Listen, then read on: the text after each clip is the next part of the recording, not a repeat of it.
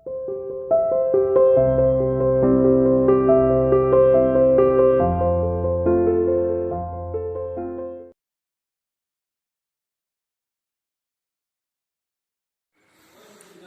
morning students. So here we are with the part number 3. So yesterday we learned, let me be in Hindi a little. देखो grand central station पे हमारा जो hero था कहानी का, जो protagonist जिसको अंग्रेजी में कहते हैं चार्ली, वो ग्रैंड सेंट्रल के थर्ड लेवल पे चला गया. But he is telling everyone that there is third level, but nobody is there to believe him. So what was happening yesterday, हम यहाँ बॉटम तक पढ़ चुके थे. It is page number 3. And the last sentence was there were open flame gas lights. Open flame gas lights का मतलब जैसे अपने घरों में हम पेट्रोमैक्स जलाते हैं. So there is this kind of light that was flickering over there on the railway station. Let me be very clear before I start today's session that yesterday we learned that Charlie had reached third level. He was out of his sense. Mentally he was not in present scenario. So let's begin for the next one. Now he is at third level, and there are different type of railway stations, different shops, different rooms, different counters. Everything was very much different as the present is. So let's go with the next one. This is today's starting.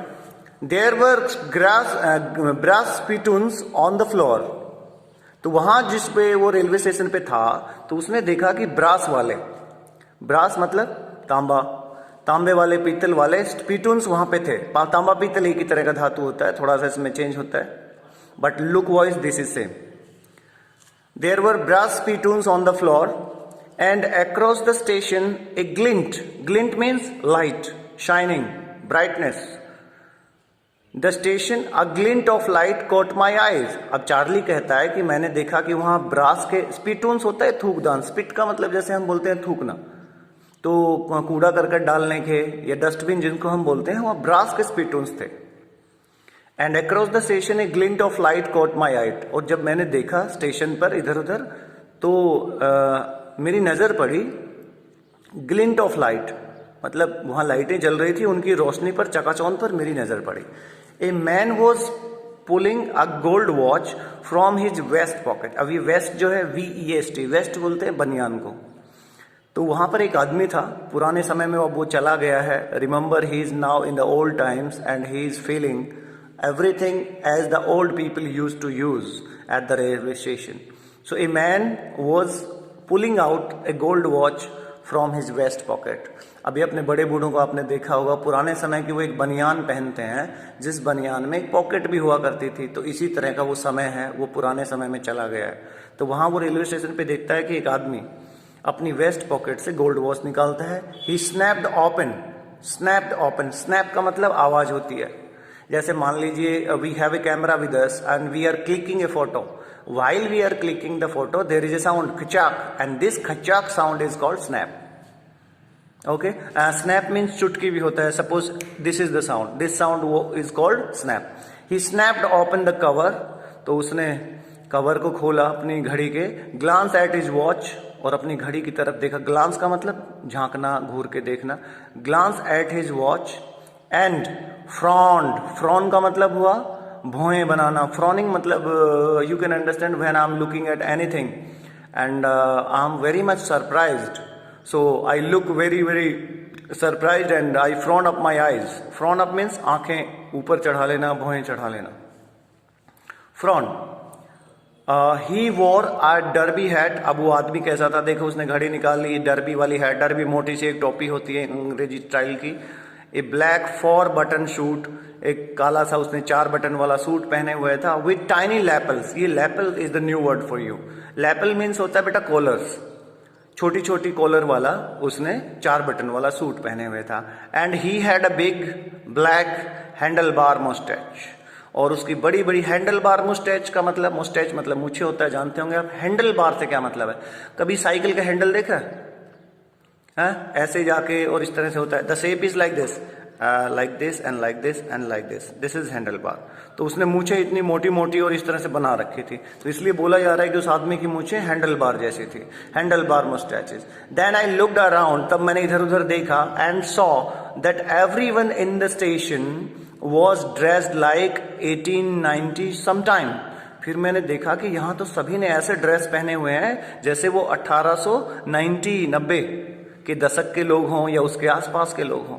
अब देखो, अब ये बात कर रहा है 1890 की।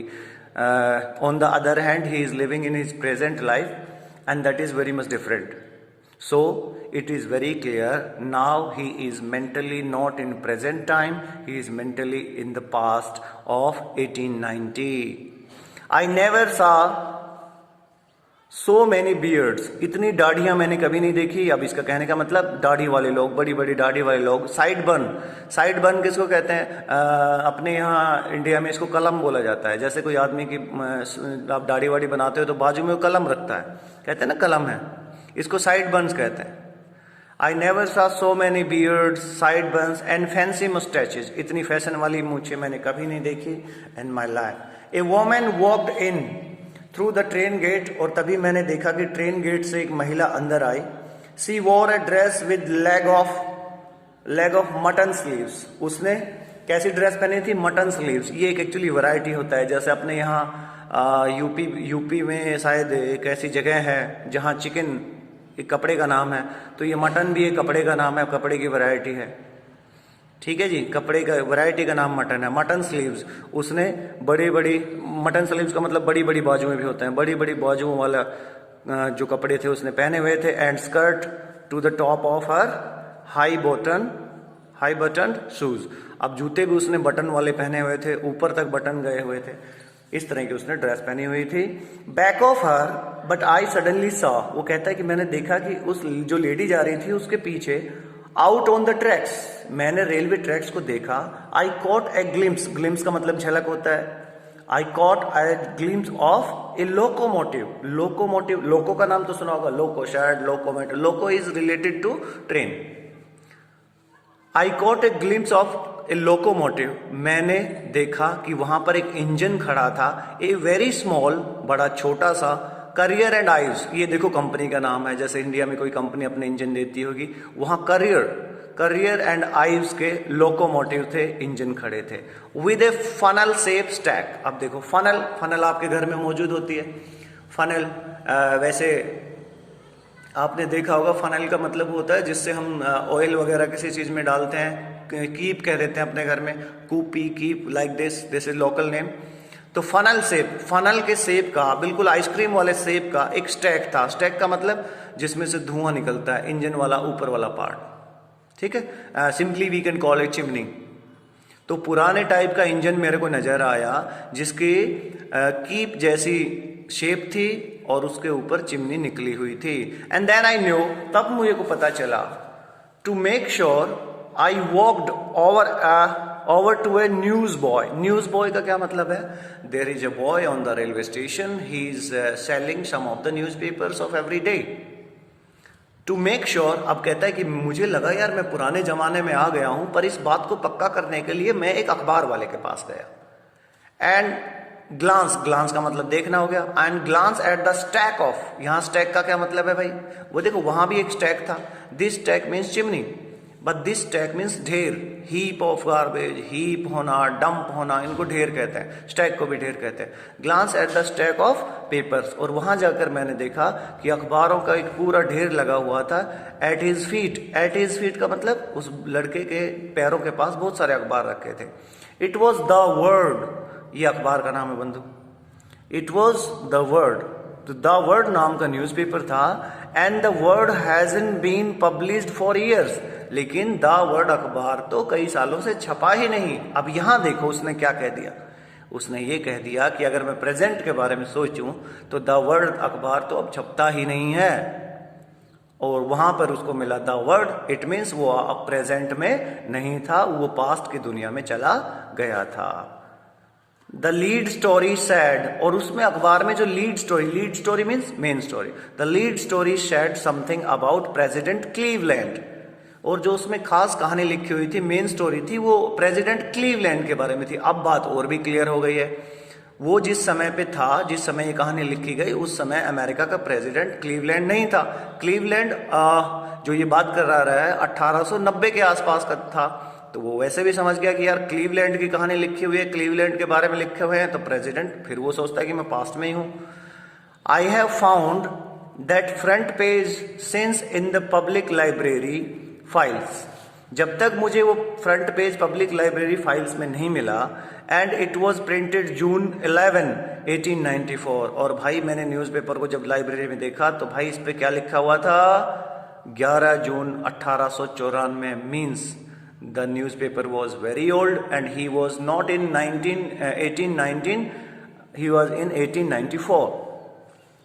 I turn toward the ticket Windows. अब देखो वहां पे अजीब से रेलवे स्टेशन पे चला गया है, पुराने जमाने के लोग रह रहे हैं, पुराने जमाने की विंडो है, पुराने जमाने की घड़ियां हैं, पुराने जमाने का ड्रेसिंग सेंस है, पुराने जमाने के मुस्टैचेज हैं, पुराने जमाने का everything is from the old styles.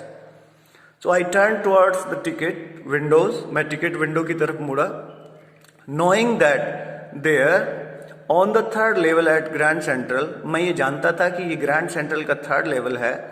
I could buy tickets that would take Louisa and me. Louisa, who is Louisa? His wife. I could buy tickets, ये जानते हुए कि शायद मुझे यहाँ टिकट मिल जाएंगी, that would take Louisa and me anywhere in the United States. जिन टिकटों की मदद से मैं और लुइजा यूनाइटेड स्टेट में कहीं भी घूम सकेंगे। यानी कि वो ये सोच रहा था, I can get the tickets of anywhere for America from here. We wanted to go, जहां भी हम जाना चाहें जा सकते थे। In the year 1894, and I wanted 2 tickets to Galesburg, Illinois. Galesburg, Illinois. Actually, there is an area, Illinois, वहां पर एक छोटा सा कस्बा पड़ता है गेल्सबर्ग। तो मैंने सोचा कि जाता हूं और टिकट लेता हूं गेल्सबर्ग जाने के लिए, जो इलिनॉइस में पड़ता है। अच्छा जी, have you ever been there? आपसे पूछा है उसने सवाल, क्वेश्चन मार्क है पीछे, कि क्या आप कभी वहां गए हैं? इट्स ए वंडरफुल टाउन, ये बहुत अच्छी जगह है। स्टिल, आज भी ये बहुत अच्छी जगह है। With big old frame houses, बड़े बड़े पुराने जमाने के, फ्रेम का मतलब लकड़ी के बने हुए घर हैं। ह्यूज लॉन्स, बड़े बड़े लॉन हैं, पार्क है। एंड ट्रिमेंडस, ट्रिमेंडस का मतलब भी होता है शानदार, big, huge, large, enormous, many meanings. With tremendous trees, वहां पे बड़े बड़े पेड़ हैं। Whose branches meet overhead, meet overhead, देखो जैसे मान लीजिए कभी आप रोड पे चले होंगे तो उधर भी पेड़ होते हैं, उधर भी पेड़ होते हैं, in the left and right. और जब वो बड़े हो जाते हैं तो ऊपर से जाके मिल जाते हैं, बिकॉज ट्रैफिक बीच में से उनको काटता जाता है। बीच में से काटने का मतलब पेड़ को बीच में से नहीं, उनके बीच की जो टहनी आती है इधर उधर उनको काटता जाता है, तो एक ऐसा शेप बनता है कि वो ओवरहेड पे मिल जाते हैं। वो वही कह रहा है, trees whose branches meet overhead, इतने ऊंचे ऊंचे पेड़ है कि ऊपर जाकर उनके ब्रांचेस मिल गई हैं। And roof the streets, roof the street का मतलब समझ ही गए होंगे आप। और गलियों के ऊपर उन्होंने छत सी बना ली है। गली के ऊपर 2 पेड़ गए, आजू बाजू से मिले तो उन पर एक छत बन गई, streets. And in 1894 summer evenings were twice as long. And twice as long का मतलब गर्मियों की शाम यहाँ पर बहुत बड़ी बड़ी हुआ करती हैं, लंबी शाम हुआ करती हैं। And people set out of their lawns, लोग अपने घरों के बाहर आकर लॉन्स में बैठ जाते हैं। द मैन स्मोकिंग सिगार्स, लोग यहाँ पर सिगार पीते हैं। एंड टॉकिंग क्वाइटली, और बड़े चुपचाप से धीमे धीमे से एक दूसरे से बात करते हैं। The woman waving palm leaf fans, अब ये बात समझिए भैया, द वोमन वेविंग, वेव का मतलब लहराना होता है, हिलाना होता है। पाम लीव्स, पाम का मतलब आप समझते हैं, नारियल वाले वृक्ष, चीड़ वाले वृक्ष, इनको पाम आप दोनों को कह सकते हैं। लीफ का मतलब पत्ते होता है। तो ऐसे आपने अपने इंडियन ट्रेडिशन में भी देखा होगा कि कुछ गरीब लोग अपने पत्तों वाला पंखा बना लेते हैं, उसको हिलाते रहते हैं, तो वो पाम लीफ फैंस हैं।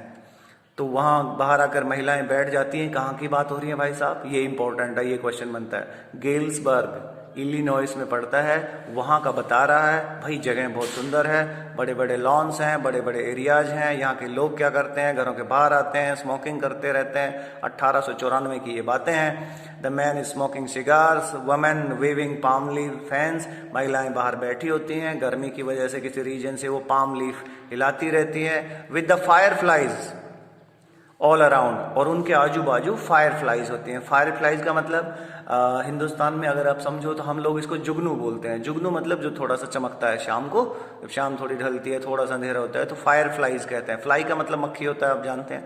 फायर फ्लाइज उन्हीं को कहते हैं, जुगनू। तो जुगनू आजू बाजू मंडराते रहते हैं। इन्हें पीसफुल वर्ड, और बड़ी शांत सी जगह वो होती है। To be back there with the first world war still 20 years of.